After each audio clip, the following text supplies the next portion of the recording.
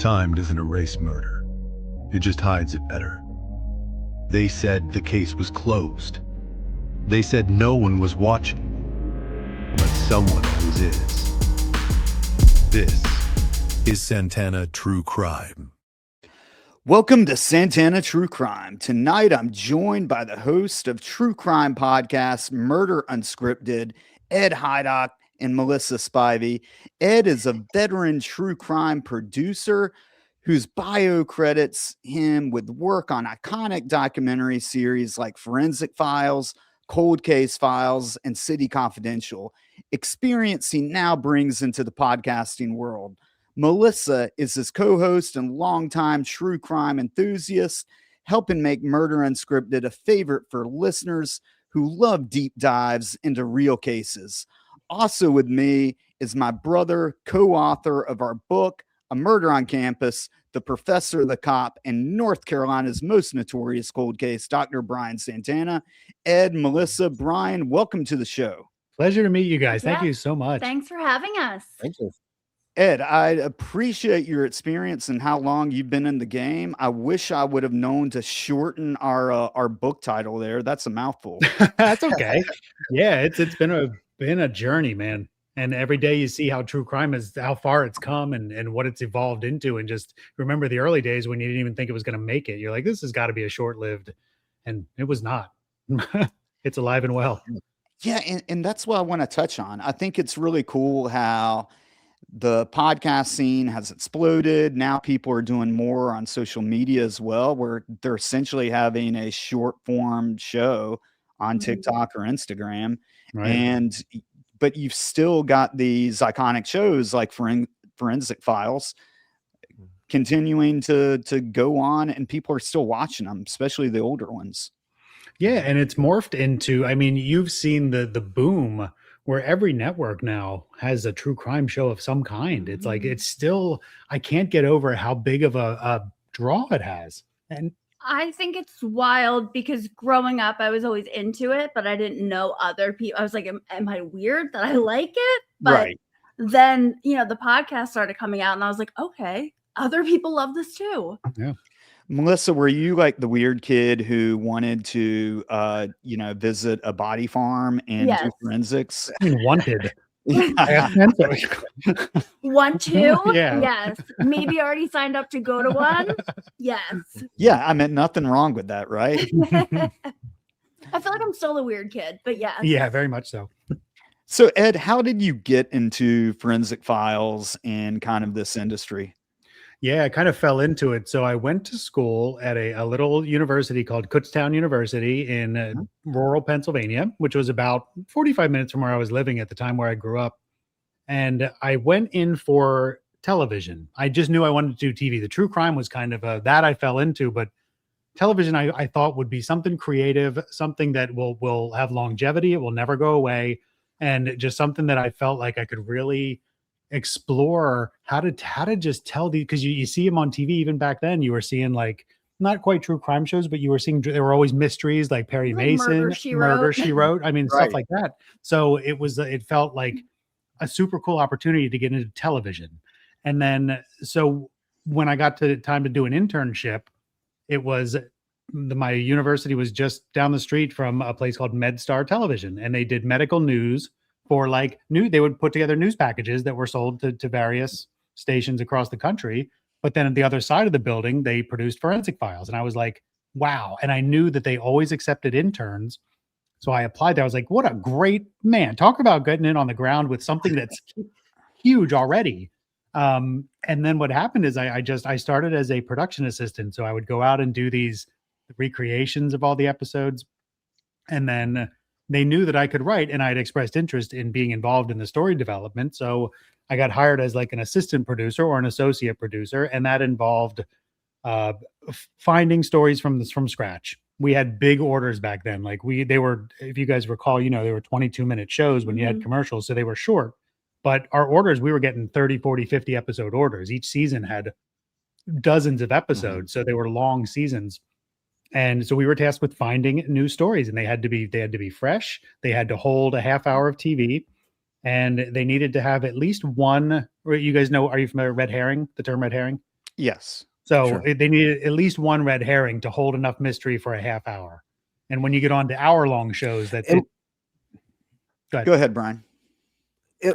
What did that research look like? I'm thinking about now. One of the things that's kind of amazing to me about Forensic Files is that so many docuseries you see on TV now, I feel like I know of already, like 80% of the cases in some way. Forensic Files, every time I go back, many of these cases were ones that are still cases that have not been subject to major books or even kind of other variations. And what was that process look like? Because I know when I work with students now, like on primary source research, newspapers.com and some of the databases make it easier to scan back historical papers and find crimes that weren't really reported. But what did that look like at the time when you're working on Forensic Files? Yeah, this would have been, so I started in 2003, and that was right around the time the internet was booming obviously by then, but we used a site mainly called newspapers. What's the one we use now? News Library. And that was a cool site. It was kind of like a primitive version of newspapers. So we actually had access to those two sites, but newspapers.com was in its infancy back then. So this News Library site was cool because you could search any publication. You wouldn't get the authentic, like, you guys know News Library, it's the actual clip, what it looked like at the time. It's a scan of the thing. So News Library was just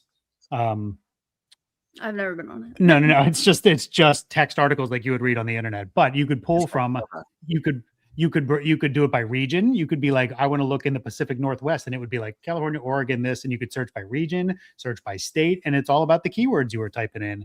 And we also used books, straight up archaic books. Wow. That's incredible. We had libraries of Anne Rule. I mean, all these different true crime authors.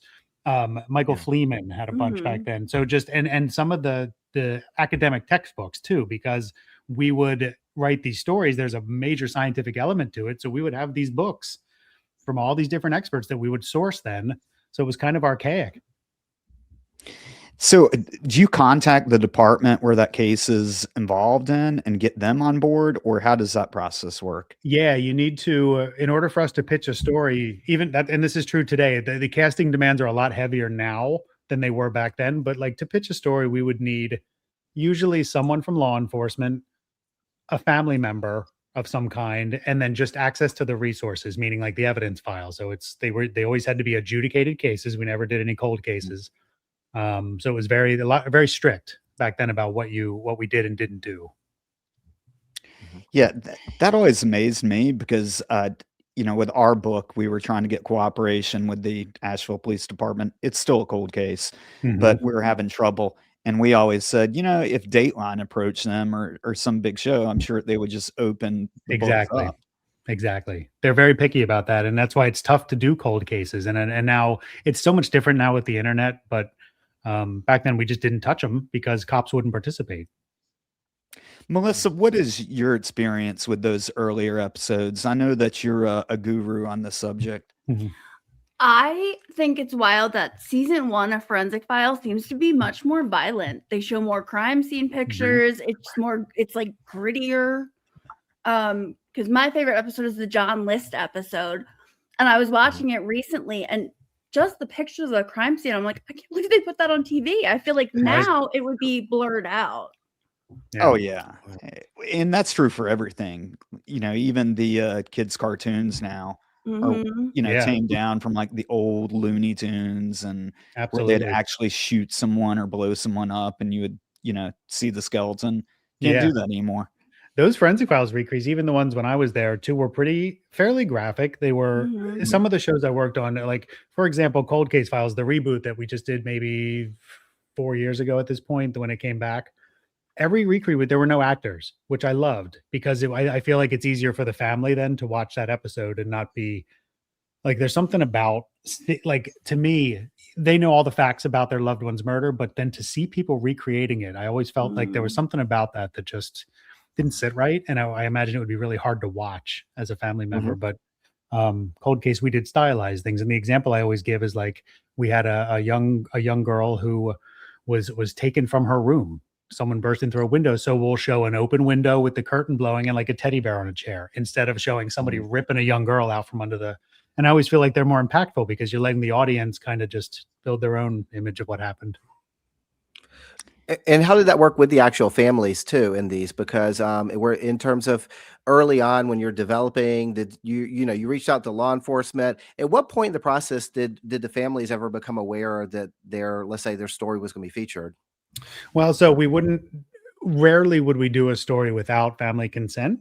And if you didn't have that, you would usually go to like the next, a friend, a cousin, someone, and then try to get some level of participation from somebody who was close to that person. But there's been times when a story is so good that the execs will make a decision. We're doing it anyway, because no one can stop you from reporting on anything. Right. Right. So it's polite to ask, but it's not mandatory. So, and it's tough with Forensic Files. You knew what you were getting. I mean, that show was a classic, so people were familiar with the product. Mm-hmm. It's way easier than pitching some of these new shows, especially when they have ridiculous names. Like there's some Oxygen shows I've worked on, some TV1 shows that are just like some of the stuff, man. I don't know. So when you're producing these shows, how do you keep that balance of entertainment and actual factual data, and making sure you're hitting those scientific points? Sure. Forensic Files was very straightforward, and because you only had 22 minutes to tell it, you couldn't stray too far. That's what was great about that show. It was like no nonsense. They packed so much into 22 minutes that you learned everything you need to know without all the misdirects and you just got to the facts of the case. I feel like, so every show that I've worked on, you do have to annotate your scripts with documents, either be it court documents, be it people's transcripts who said X, Y, and Z. So we usually back up every fact, but leeway can come, I guess, in the biggest form when you take a fact that happens in this part of the story and you're trying, like a murder happens here and something super interesting happens here, you can like take it. You're not changing the facts. You're just moving it before to change the timeline of how the story unfolds. So I think that's one of the biggest ways, is to like, the way a case happens sometimes is boring. So you can take the facts and kind of twist them to make either tell it backward or tell a certain part of it first to get you to, so you can never, because they're real cases, you can't really mess with the facts too much. And then we have to back that up with legal docs, police reports, affidavits, things like that. And did you see Forensic Files at the time as like something that was kind of reflecting a public's like increasing interest in the kind of scientific element of this that we were seeing in other that were fictional were popping up? Or do you think Forensic Files was one of these shows that, is playing a big role in introducing that forensics and giving people that kind of sense of kind of knowledge where they feel like they have a kind of vocabulary to talk about it? I think it's both. Both of those statements are true. I feel like there's something about, like, what would you say? There's something about watching these things happen to other people that there's a fascination with. And I don't know what that fascination is. I still don't know what that is. And I'm so fascinated by it, but I don't know how to explain what is so fascinating. Yeah. Do you know what I'm saying? Like, it's not your life. So you're almost like looking at someone else's like drama. Yeah. It's kind of watching it unfold. And I feel like there's an allure. There's like a voyeurism to that. Yeah. What's always interesting to me, and Melissa, maybe you can agree with this, is that I always find it odd that the people that love these shows are like soccer moms that are binge watching and falling asleep to them. Yeah. Someone getting murdered, and like, that's what they're falling asleep to. To be fair, I usually put Forensic Files on, but that's because of Peter's voice. Right. He had a great voice, the narrator. Right. This is my bedtime viewing most nights, by the way. So. Yes. He did MasterCard. He did, I think, Coke or Pepsi, one of those two, but he was an iconic voice, that guy. He made the show.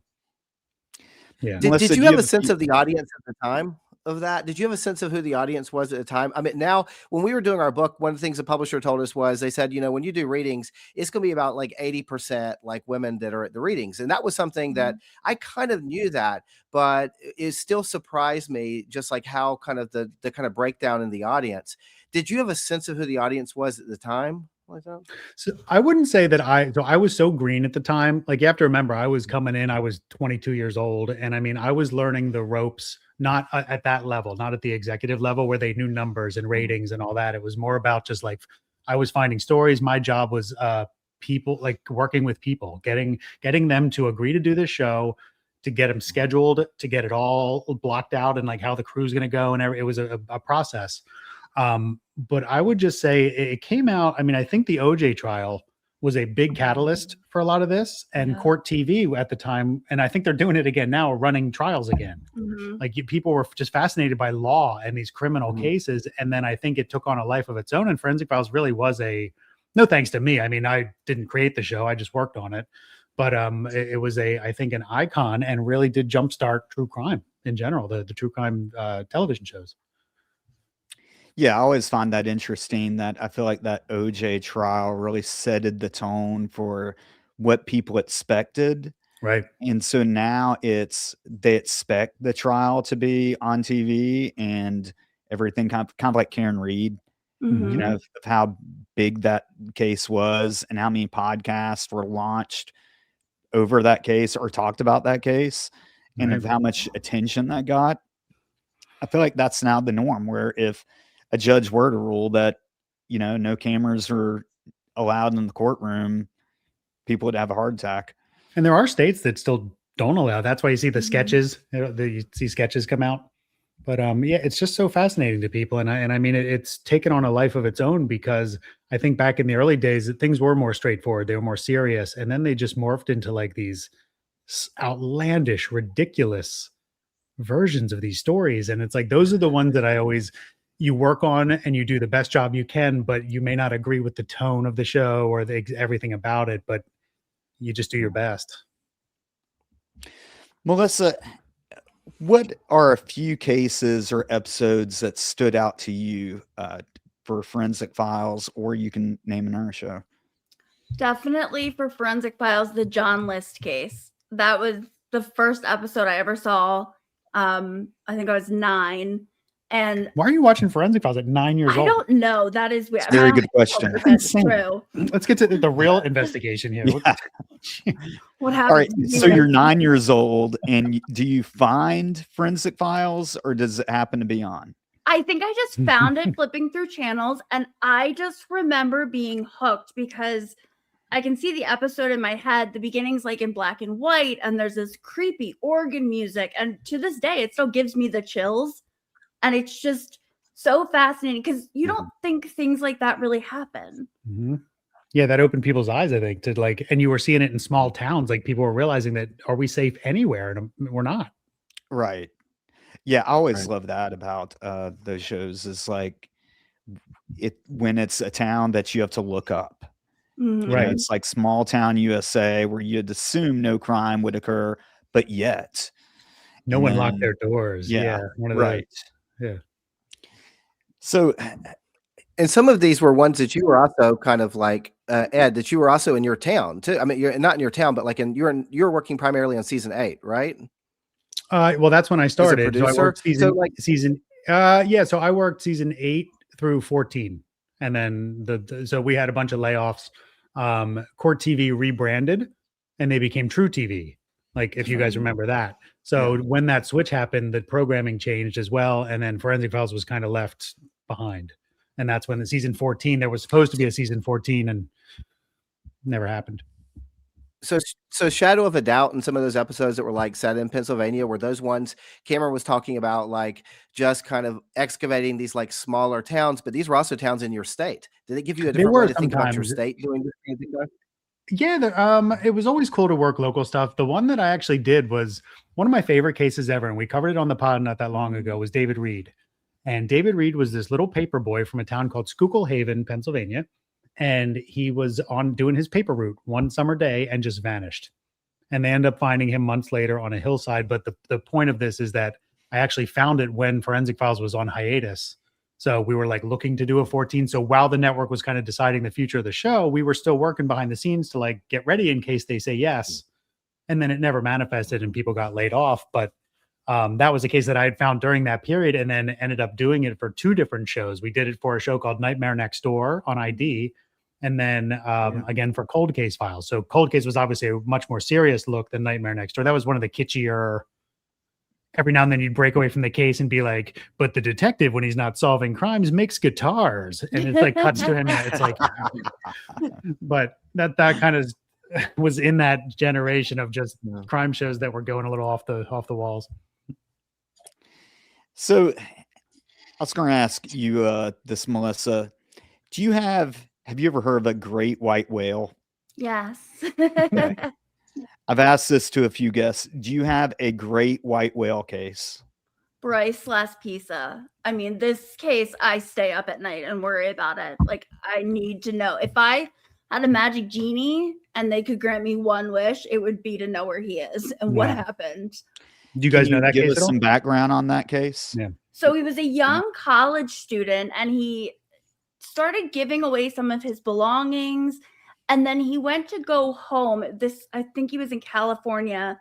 And he went to drive home. And what should have been a 3-hour drive took him like 24 hours. Yeah. And he would just pull over into parking lots and just sit there. And it was like he had something to tell his parents, but I guess he didn't want to tell them whatever it was. And then he was about an hour away from home finally, and he disappeared in this sort of reserve or parklands or something. Yeah. And I just find it bad because they have some things on video surveillance. So it's like, he went into the park. And then when they found his car, it was so hard to tell if it was a real accident or if it was all staged. So there's just so many questions. And just the fact that I feel like a lot of these cases are like, oh, I have to tell you something. And then the person gets killed or murdered. And you never know what that something is. Right. But that Bryce Last Pizza case, man, that. If I had to pick one, there's a kid named Branson Perry. And he's this, I don't remember how old he was. He was a teen. 19. Was he 19 or early? Yeah. So he was basically, his dad was in the hospital and he was kind of waiting for dad to come home, and he was cleaning the house with a friend of his. And then at one point he goes, I have to take some jumper cables out to the shed. I'll be right back. And I think he's barefoot too. And he's just gone. And this is, I don't know if I said it's Skidmore, Missouri, but Skidmore is like this weird, that's the part of it that also baffles me, because it's not just Branson. Like, this kid hasn't been seen since. And but then the jumper cables show back up like 2 weeks later in the shed. Yeah. Like, they weren't there when cops went there, but then these jumper cables are there. And they find out this story about this weird neighbor who had drugged him the night before and made him like strip naked at a party. So he had there was stuff going on, and his dad was furious, but dad was in the hospital. So Branson was kind of out on his own. I don't know what happened to that kid, but if you guys know true crime, are you familiar with a woman named Bobby Jo Stinnett? Name sounds familiar. So yeah, she lived in Skidmore as well. And she was a pregnant woman who, somebody online found her, someone that wanted a baby, and they hooked, she had a dog business. They hooked up with her and cut her baby out of her. Yeah. That's right. Yes. Oh, so yeah. That's right. Bobby Jo Stinnett was Branson Perry's cousin. It's like, oh, wow. All of these, and then so there's if you go on Reddit, Skidmore, Missouri, and there's like, it's those two things, and then all these other weird little things that happen in this town. So for me, it's a couple true crimes that have happened there, and it's a town of like a couple hundred. It's like nothing. So those baffle me. That is wild. Yeah. Were you able to talk with the investigators on that case, or? Those are none we've ever covered. So I did a little, those are more just cases that I, over the years, have heard stories about that just are mind boggling. Those were not ones that I got to. I think there was a Bobby Jo Stinnett Forensic Files, but that was, I think, before my time. Gotcha. Yeah. All right. So you obviously eventually transitioned to podcasting, and you created Murder Unscripted.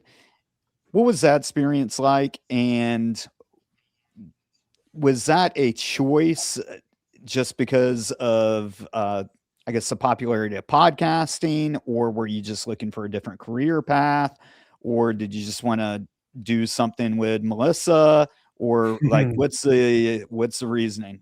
It's really funny because without podcasting, I would have never even met Melissa. It's really wild. So I was, Cold Case Files, the reboot had shut. We basically hit the end of our season, and we were kind of waiting for information if we would get another season 3 or 4. I forget which one it was.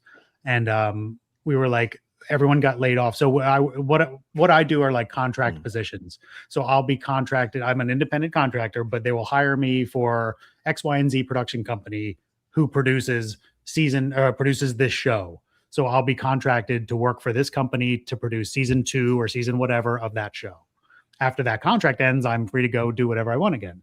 Gotcha. So that's the scariest part of the job, though, is that I don't know when a run ends, and things are so weird right now. They're dead out there. So like when a contract ends, I don't always know where the next paycheck's coming from. And you kind of are sitting around a lot and sometimes forced to do jobs that you wouldn't normally be doing. That being said, when Cold Case Files shut down for a little bit, people were like, it's going to be back in 6 months. Okay. In the new year, it'll be back. Okay. Now, and then it just kept going and going and going and never came back. So I was just waiting. And I'm like, you know what, if this is the end, I don't know what's next for me, but if this is the end of my true crime career, I mean, it had been 22 years at that point. I was like, I got some cool stories to tell. Maybe I'll try this just because it is the next big thing. And if I can turn it into something that will sustain me in between those contracts, fantastic. But if not, it's going to be a great chance to tell these stories. So with all this, and the goal was to have like all insider information about how these shows are made. And if I particularly produced a case, how cool it would be to tell the story that everybody else tells, but then with all the knowledge of the person who actually made the show that everyone else is talking about. So there was an ad that came out for a local podcast near us, and we're in not far from like King of Prussia, Pennsylvania. There's a big mall there. I'm not sure if you guys outside, maybe 45 minutes. Valley Forge. Okay. Down in that area, Pennsylvania. So there was a local podcast that had reached out during that. I was unemployed at the time, looking for a podcast host for and I'm like, oh my God, my wife saw it and she was like, perfect. While you're sitting on your ass, why don't you go? This will keep you in the game. You can go do that. So then she actually applied to the same position. That's how I met her. We actually on the other podcast. Yeah. And it was cool because we found out instantly we were the only two like making any dirty off-color jokes and just getting like, it was like, you could tell that we had clicked right away doing an episode together. And it was like, I think we should do our own thing. That's so cool. And I assume that with your experience, you kind of know the gist of how to research a case and how to prep it and whatnot. You don't wing it like I do. Oh, no. Well, that's part of and that's why I thought, but it's so hard to stand out. And you guys know, just like all the other small podcasters, like we're so tiny. It's so hard to just get out there. Permeate. Yeah. Right. Like it's such a saturated industry. So I don't care. I think I was really humbled, I know, by the experience, because I'm like, I produced this show. Let's go make a podcast and talk, like, just assuming people will want to listen to it. And that's so far from the truth. Right. Because the people have to hear you first before they can even like you. Yeah. And what's so frustrating that I found, I've been doing this for a little over 6 months. And when you bust your ass on some shows, and it's like the needle barely moves, you hardly get any views. And then other shows, like I had one last week that I more or less winged it. I saw a girl named Sam, who her brother, Matthew McDonald, actually in California, Pennsylvania. He's a missing person. I invited her on the show for a live show. And, we had 60 people in the comments, and, things just kind of like blew up really quick. And I was like, wow. Yeah. I put maybe 5 minutes into a show. You're supposed to admit that happened. And others, I'm like researching for a week, and like no one watches it. So, it doesn't make sense, and it can be frustrating at times, but it's fun and rewarding when you do get those opportunities to help other people. And so I did not want to cause any rift between you and your wife, but so Melissa, were you just a super fan of true crime and you decided to get into podcasting, or what's your background? Yeah, my mom sent me the same Facebook post that his wife had sent him. And she's like, oh, you should apply to this. And I was like, all right. So I did, and I got selected. And I don't know. That was it. Yeah, we got pretty much it. That was it. And then we started like researching together. And what I brought to the table was like a little bit of organization. I'm like, here's how I would do a case from the start. So it was like, I could interject a little bit of my behind the scenes stuff just on productivity more than anything else. And I feel like I know so many random cases and so much just random information about it that it kind of just worked out really well that he had, you know, the technical background and knew a lot of those cases. Yeah. And the hardest part is that we're obviously self-funded. Like when I go work on a show, the production company is paying for the camera crew, I mean, everything, where we're like I feel like I had this like a bar to set, because it's like, I'm in the industry, my podcast should look fantastic. And it's like, in reality, I can't afford a tenth of the cameras that we use on these shows. And it's like, we're kind of limited with time and resources. So we're doing the best we can. And we've gotten some like really big names, some guests that I thought was going to be a little bigger boom for us. And it just, it is what it is. We have some episodes that just really took off, and we're still getting no comments reason. months later, and we're not really sure why those perform better than other ones. Right. Yeah, great. and you know what? And that's what's the fun part about it. Like, I did an episode on Yuba County, and the Yuba County 5, and for a while it had like a couple hundred views on YouTube, and I was like, okay, that's okay. And then it exploded one day, and I was like, what is going on? And I found out that Netflix did a special on it, and people were just, And so Tony Wright, who wrote a book called Things Aren't Right, had him back on the show, and we did a live episode. And, you know, but again, like, that is the fun / frustrating part that I've found in my experience. I would say that you should pat yourself on the back. You've been doing this since 2024, I believe, right? June 4th. Yeah. Yeah. I was going to say June. I thought it was like summertime. And according to what I've seen, you're in like the top 10%, because where are you seeing that? You know why? You know why? Because only 10% of podcasts are actually monetized. And I believe you were at like 2,700 subscribers. Yeah, it's about 20. We're looking for that 3,000, just to like, that's a mini milestone. It's like, that's just a nice round number. But yeah, we'll hit these waves, and then it'll stop for a month, and then it'll pick up again. Right. Like, we don't average much. We struggle with the idea of how to promote a podcast that has such a video element to it, because we put a ton of work into our video production. But in reality, most of our listeners just listen on Spotify or whatever. So it's all for naught. But it's like, we're trying to maximize both platforms. And I don't know if there's a better strategy to like maybe just go after one and don't worry about YouTube so much. But I love showing pictures of what we're talking about. I feel like it brings the stories to life to see the videos. And we're so different in that I prefer podcasts. I don't need to see it. I like to hear it when I'm driving or doing something. So that kind of helps too with us. I feel like I bring the podcast knowledge and he brings the TV knowledge, and you had a very difficult time switching from TV to podcasting. I still have trouble. Like, she has a way, podcast, you're allowed to just go off with facts and with more story and as much as you want, where I've always been limited to like time constraints. And like, if you have an hour show, 44 minutes, 20 seconds, like you have so when these episodes start running over, I'm already thinking, what can we cut out? What can we do? Like, I'm already thinking like a TV producer, when it's not. She's like, people who are listening to these deep dives want to hear all those extra details. So I'm like, we definitely are counterbalanced that way. Well, and that's what I appreciate about podcast, is when you go down those rabbit holes and you learn like those extra tidbits or the backstories. For me, that's fun. And I think that, you know, a lot of people appreciate that. And I completely get the time restraint part, because some people will just go on and on and on. And you're like, you know. Right. He has to rein me in, because all the episodes would be 3 hours. It's true. And I hate court. I hate the court section. If you watch any of those old shows, the trial is like, you write it off. That's the last act of the show. It's always just like, and that's how I'm trained. I hate that. And she's like, during opening testimony, I'm going, oh my God, is he guilty? Like, did we get him? Like, I just want to, let's wrap it up. So that's very different. That's awesome. Yeah. So do you think that true crime is going to go down this more podcast, YouTube path, or do you see those traditional shows still popping up? Or they're popping up.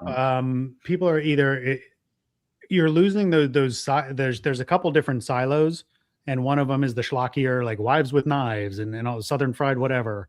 Then you have like the Netflix quality ones, and I think that's where things are sitting, because people love that those 6-part mini doc, or the you know what I'm talking about, the multi-part docuseries.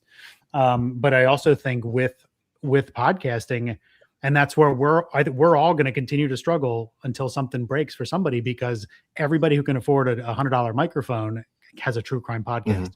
You know, so it's like there's a lot of everyone has an opinion that shouldn't have an opinion, and you're unfortunately all just these small fish in this humongous pond. How long do you all see this as like, I mean, we've been on this, at least in terms of like contemporary true crime, and that, like, if you look to like Sarah Koenig and like 2014 is, at least while true crime goes back to the Middle Ages. I mean, this is something I teach true crime at the university, but like, you know, if we think about like modern, like true crime and like Sarah Koenig in 2014, at least the podcast boom that happens. Right now, every network has a true crime division attached to it. I mean, do you see like we're still actively growing, and there's so much content that's out there? I feel overwhelmed sometimes when I see the notifications pop up on my phone. Do you feel like we've actually peaked out yet, or we still have that room to continue growing? Man, I wonder that all the time, honestly. Like, I wonder, it's true crime podcasts are just so huge, and I'm like, is this bubble gonna burst? I don't know, because unfortunately, it's so sad to say, but it's the one area where it's job security, in the sense that murders will never stop, right? And people will always have something to talk about, and where it's really crazy, because I do not mean this the way it's going to come off, but I don't care about current true crime things, because I only get immersed in the stories that I'm assigned.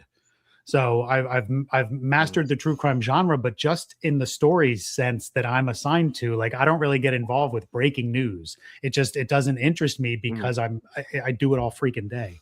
That's so funny that you said that, because my wife is the exact opposite, and she's always asking me about, you know, these cases that are ongoing, and I don't have a clue. I've got to like pull out my phone, and you know, she's the one that got me onto Karen Reed. I didn't have a clue about that until she was just binge watching everything about it. And I was like, okay, I guess, you know, I'll sit down and learn enough to have a conversation. Ended up hooking me for a little bit, but I completely agree. I'm more into the older cases that you do research on, and not the, you know, what's in the news today. But if you look at who's successful on TikTok, on Reels, on all these different platforms, it's all the people that are just reading a headline, regurgitating the headline, putting their little face in the corner, and it's hundreds of thousands of views. I mean, that's what gets clicks, because it's current, and it's like affecting people now. And we do have a hard time with that, because like you said, you're not into those, and I don't like things that aren't tied up in a bow. So if the case isn't over yet and it's not figured out who did it and that they're in prison, I don't really want to hear about it. Like, I want everything at once instead of getting little pieces of things. And I am so against just putting information out just to put information out. Like, when you don't know the facts, like especially these crime cases, you're taught they need to be adjudicated. Like, let's button it up before we start talking about people without them even knowing we're talking about them. Let's at least make sure we have the facts as backed up by court docs and police records. Yeah, and you know, that's extremely responsible of you, and that's one of the things. Actually, did an episode on like the effect of media on the JonBenet Ramsey case. The reason for it is I don't know if you know Julia Cali, who's got the show The Consult. No, she's a former FBI behavioral analysis unit member. Oh, cool. She led the Golden State Killer case, as well as several others. One of the smartest people that I met, and she came on the show to discuss the JonBenet Ramsey note. And afterwards, you should see the hate mail that you get. You know, you're always going to hit you're an idiot, you don't know what you're talking about. And I'm like, okay, I understand if you're calling me an idiot, but you know, the FBI literally still calls her to consult with her about cases. So I think she's credible. People just like to hate, man. That's But I think that becomes like what you're saying is people will grab these little headlines, throw them on TikTok or Instagram, wherever, or do a quick YouTube short, and it just spreads because it's kind of like when Geraldo Rivera had his, I don't know if you remember that, his trial of the John Benet Ramsey Oh, parents. absolutely, yeah. Yeah, and got sued over it. Mhm. It's these like just salacious ideas that people would Right. just spit out. Right. And I guess they're not afraid of getting sued. I guess not. And it's like, how do you keep up with all the misinformation out there? I mean, that would be I don't even know. And it's like all of a sudden these people who get all these hits on these videos, they're just either they're good personalities. Like all they're doing is regurgitating stuff you can find. You just Google and find the same stuff, but it's people fall in love with these. They become then the authority. And it's like, wait, what authority do you have? You're just, I feel like it's so careless sometimes because you don't have all the information. And I've noticed with researching a lot of the newspaper articles about a case in the days, right, the day of, the day right after, that information is so different from the information 6 months down the road because they've gotten the truth. right. Like no one's speculating. We know what happened. Right. It's about reporting it first, not about reporting it correctly. Right. And Yeah. I don't like that. No. So in the future, do you have any episodes that you're looking forward to or any guests that you're trying to get on that you could share? If you had 2 guests that I'll give you one apiece that you could get on your show, who would it be? Good. I would pick Joe Kenda probably. Yeah. Love him. Melissa's got this weird old person fetish. It's true. I think we've had some cool names. So as far as guests that we can share, so guests that we've had, some of our absolute favorites have been a woman named Edna Cal Martin, who is Ted Bundy's cousin. So she was great. We had Tanya Brown on, who was Nicole Brown Simpson's sister. So we've become kind of buddies with her. Oh, that's very cool. Yeah. Michelle Knight. I don't know if you guys remember the 3 girls who were trapped in the Ariel Castro's In Cleveland house for like 10 years. Yeah. So we had Michelle Knight yeah. on, Yeah. and she was unbelievable. She's wow. Lily Rose Lee now. She's kind of transformed into she changed her name, which is good. She needed a new identity. Yeah. But yeah, and so up this month, we actually just today released, and I'm not sure when is this going to air, guys. This one. This is this will air in about a week. About a week. Okay. So yeah, so by the time we see this, then last week we just covered, speaking of things that like cases that I will always remember, it was my very first Forensic Files. It was a case called Once Bitten, and it was a guy named Ray Crone, who was a mailman out in Phoenix, and Ray's in a bar one night, chit-chatty with the bartender who he's just an acquaintance with. Ray goes home, and the next morning, cops show up on his door and says, were you at the CBS Bar and Lounge last night? We have your friend Kim, the bartender, was found in the bathroom slaughtered, and your name was in her address book. And it's like, okay. He's like, yeah, I knew her. That was it. And they say, well, let me see your bite. There was a bite mark. She had a bite mark on her left breast. And they said, here's a styrofoam cup, bite into this. And he bites down, and they look at the bite mark on Kim and the bite mark in the foam, and they're like, that's the guy. And they have some crooked dentist who says 1,000, this is as good as a fingerprint. Right. He goes to death row, and he was not, cut to the chase. He didn't do it. So he spends 3 years on death row. A second trial comes up, and they have the same bite mark expert come back and again do this fancy schmancy overlay and show the teeth matching exactly. And they had hair. It was too early for DNA. This was 91. Long story short, Ray spends 10 years in prison before the convicts in Phoenix. They could, what was it? If it was the law where if you were on death row, you automatically could have any DNA evidence tested. Oh, okay. It was like some kind of act that was passed. So long story short, he got to test. There was DNA found on this victim. They tested it matches some guy already in CODIS, a child molester who was there the whole time. So Ray gets out, and he goes through this transformation. He's just a complete advocate now for justice and stuff. So we covered Kim's case last week, and then Ray is going to be on next Tuesday. We already recorded his interview. So he comes on and tells his incredible story about transformation and healing and just prison life. Oh, that's so cool. Yeah. But that was my very first Forensic File. That reminds me of the Lake Waco murders too, as well. That where the guy was wrongfully sentenced to death, and it was based on the bite marks. This was like, I think, in 83 or 84. Exactly. And that But was yeah, I there's a feel like reason there's it's an junk science. interesting kind of book or show. There's just the number of people that are on death row just because of the kind of emerging like dental sciences in the 1970s and 80s is like fascinating. Yeah, and now it's considered completely just what junk science. That's what it's called. Yeah, because it's not. I can't think of the word. Like, Well, I mean, when you pull up credible. Yeah. when you pull out a styrofoam cup for you to bite into, I mean that. Well, but then we're asking Ray. We're like, dude, what's the odds? Because the front left tooth was like Right. separated from the other tooth, and it's like, what are the odds that somebody you know was murdered the same night that you were at that bar, and they had the same tooth separation on their front left tooth, and it turned out to be like minuscule, like one was touching and one wasn't. Like that was the difference, but it was so similar that this dentist was like, yeah, that's it. Oh wow, 100% match. So, and that a bite mark sent him to death row. He's looking at a cup. Yeah. Oh my But he gosh, did. That was crazy. like he pulls out in Yeah. court this VHS The tape, dentist, and he's like laying over the dental impressions, and people are like, wow. I Because he would was be so pissed he if was a I was on senator. death row for that. And Yeah, you right. know, Yeah.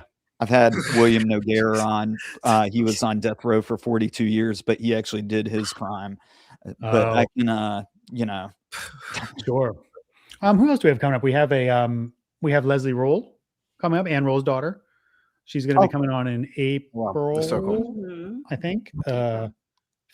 Next month we have Andy Kahan. He's the head of Houston Crime Stoppers. So we're doing a whole thing on reform, and he's out to just change the system, man. Some of these people that have gotten out for things that they have no business being out on the streets. So he's coming up, and then we have a crime scene cleaner. Oh, cool. As well. Yeah, that's coming up. Yeah, that's one job I would not want to have. No. I couldn't handle the smells. That would get me. Oh, yeah. So I did close to 20 years in law enforcement, and yeah, so the smells, there's a few that I can still remember. Are you making these contacts just from your past experience with Forensic Files? Or are you cold calling people, or? Yeah, a little of both. So the ones that I know, I'm tapping all my every resource I got just to keep it fresh. And then also we like to do a smattering of things, and that's why we broke it up. So our show works in a way where we do monthly themes. So each month there will be 3 cases. Like week 1 is a case that fits into this bucket. Week 2, like what's an example? We're doing right now Fresh Starts, which is about exonerations. So our first week is a random exoneration case where somebody went to prison, didn't do it. Second week, another case, just of a different story. We do some statistics on wrongful convictions. And then week 3 is like our featured case, where it's like the guest will be tied to that case somehow. And then week 4 is the interview with the guest. So it kind of wraps up the theme for the month. And then we move on and pick a totally different topic and do some different stuff. But then we usually tailor our themes either to the guest, or sometimes we'll do like a grab bag of just listener suggestions and stuff. But a lot of times it's like, we'll know we have a guest. What kind of theme can we do around this guest? So then we'll do some cases where they become kind of the star of the show then and can explain what's going on. And sometimes we do different, like opposite sides of the spectrum. We did like a best friend block, and we did friends who were murdered together, like friends till the end. And then we did ones where the friends were the murderers. Yeah. So you can do like different variations in the block, but then we always just try to have a super cool guest lined up that can, just kind of bring it home and give people something to look forward to at the end of the month. And we've had some pretty good luck. And then, other times because I've been on so many shows, I think just having those things tied to my name, it lends credibility to an email if I do just email out of the blue. We've gotten a lot of guests from our guests. Yeah, our guests will be like, you should also, they had a great experience, and then be like, you should also interview this person, and we do. So, but we like to go, one of the biggest things that was important to me in this podcast was like, I think, and like, I know my parents do, and probably a couple of friends are like, your job is so cool. And like, it's still a job, but it is a cool job. It's a very unique position. And I've been very lucky to kind of stay doing this. So I wanted to show people outside of the industry what it's like to work in the industry. So like, you have a super fan who just loves the shows, but she only sees the final product. Right. Like, I think it's so cool to talk about how you get there, how you get from a headline in a paper on newspapers.com to a 3-part Netflix series. It's wild. Yeah. And when you're in this spot, and I'm sure that people listening to it who, have smaller podcasts as well can appreciate, just how hard it is to do something this simple, Right. as far as just Right. a weekly podcast. But when you're talking about what you're doing with Forensic Files and actually starting with a headline in a newspaper and working your way to investigators, family members, whatever, Mhm. and then putting that together, it's quite It's impressive. months of work. Oh yeah. Yeah. And there's trust that you have to build. And I think that's where I have always been the kind of person that will show. I've had success because I'm not a New York, I'm not Hollywood, I'm from rural Pennsylvania. I build fires I have a tree house. Like I'm a very simple guy, and that resonates with people. So when your goal is to get them to trust you to tell their story, you need to be a real person. They're not going to open up to some suit from New York who's just like, you got to be a person. And I think that's benefited me throughout. And I think then people just have a good experience. They feel like they can be comfortable and just talk to you. And that's when the real story comes out. That's when you get the good stuff. And That's what very is that with in terms of the deadlines or the kind of schedule? Because I know at least as I pop up on Cameron's show, but as primarily an author, like I know when I'm working on something, I can take years and interview family members or people tied to the perpetrator's family, and we can I slowly figure out what the story is. And I'm wondering, like, what is that like when you have that kind of constraint where you don't have, let's say, 5 years to really kind of let this kind of marinate and figure out what that story is? Yeah, a lot of times it depends on what you're working on. You worked on the Bucks County Boys that took 2 years. Exactly. Lost Boys of Bucks County. There was speaking of local stories, but that took 2 years, and that was a 2-hour ID special. Wow. So we had a long time, but a lot of that stemmed from the fact that the case wasn't like fully closed. They caught one of the perpetrators, but the trial hadn't happened on the other side. So that was like a living breathe. That was my first experience doing a documentary on something that hadn't been closed. It was just like, because things were changing every day. You'd go there and something new happened, and you'd have to like figure out a way to document it. What was the question again? What was the question? What was I talking about? What that time? Oh yeah. I was just thinking about that time frame. So you see that headline, and what was that like generally? How much time did you have? Because the episodes feel very tight, and there's so much information in 21 minutes. I think after you redact all of the actual commercials, how long was that process from the time you discover the headline to it being, let's say, you finish editing? Forensic Files was a couple months. Only because it was quicker. They were quicker episodes. They were half hours. So they were cranked out at a little faster pace. Shows now, the landscape has changed so much. There's not half the people on staff that there used to be. So it's half the staff doing twice the work. You need to work sleepless nights. It's not, everything is so tight in the purse strings that you work crazy. It's not a glamorous job by any means. You have to be able to absorb so much information in so little time and be expected to put it on TV in an accurate, legally approved way. And it's hard. You got to move. And bottom line is that all of these places are factories. They crank out television shows. And but some things get hold up in post-production. Like your last season of Cold Case Files took a long time to come out after. I have a show that hasn't aired yet. I can't even tell you what it is yet, but I shot it almost 2 years ago, and it's I think coming out in the summer. Wow. I think they were supposed to come out last summer, and they missed like the summer schedule, so now they're going to just hold it because there's a summery theme to it, so they're going to probably hold it for. But that was 2 years at this point at least. I was going to say, does that go through like a lawyer to watch it and make sure that you're not going to get sued? Or it does. So there's a legal review on there's many passes at something. There's a rough cut. This is the first thing you do. Then comes a fine cut. Then comes it's called a PIX lock. So you're locking the pictures. That's all it is. Like everything in here is locking. We're not touching anything else ever again. And then so each of those cuts get reviewed because certain things will change. Like you'll send a rough cut out to a network. Your lawyer will have looked at it, and he will say, this is probably questionable. Can you back this up? This. They'll just leave you notes. And once you address that, you sometimes change the cut to match those notes. If it's like a word here or there, just take the word out. You know what I mean? You can get around it. But then what happens is legal just cares about the facts. Legal is just saying, can we prove everything we're saying? creatively, the network could want this, this, and this, but that may not agree with what legal says. So it's like they want to go a direction that you can't back up legally. So it's this big kind of cluster, like a lot of meetings, a lot of screening the cuts, and a lot of just figuring out how to tell the best story with facts that can be backed up. It's very cool. So the future for the two of you, I assume you've already got your episodes laid out. Are you working on any other shows that you can tell us about, or any other projects? The one you can tell them about: Patreon, the store, the shop. Yeah, we just launched our Patreon, and we just launched our merch store. So we kind of have, I don't know why we did it all at the same time. It was just random. It's so you guys know, it's like you do what you can when you can. Right. Yeah. And then we have a project we're working on about a local case. I don't know how much we can say, but not too much.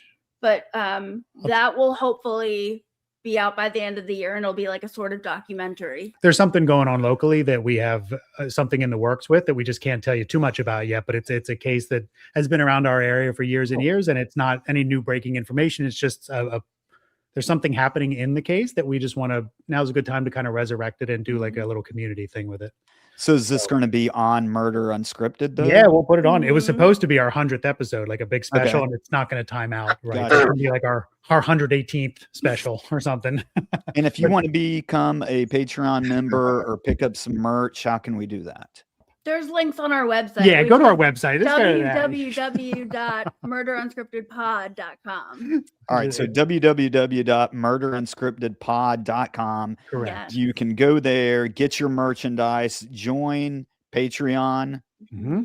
All our episodes are up there. A little bit about us, about the crew that we have working behind the scenes, all the research producers. You can learn a little bit about them and just try to make an all-inclusive website, and it's one-stop shop. Very cool. Well, you guys are doing great, and Thank you. I appreciate you coming on tonight. Brian, how can we support you? So BrianSantanaAuthor.com is the website if you want updates about articles that are coming up. I covered the Nigel Edge case just 10 minutes down the road, the Southport shooting. So I've been attending the hearings related to that. And I've got another book that's in the works right now. So sign up for the latest info. All right. Well, if you want to support me, you can like and subscribe to Santana True Crime. You can also follow me on Instagram at Santana True Crime, and you can pick up our book, A Murder on Campus, The Professor, the Cop, and North Carolina's Most Notorious Cold Case. Melissa, Ed, Brian, thank you so much for joining me tonight. Thank you. Yeah, thank you. Good night. Yeah, thanks very much. Thank you. It's fun.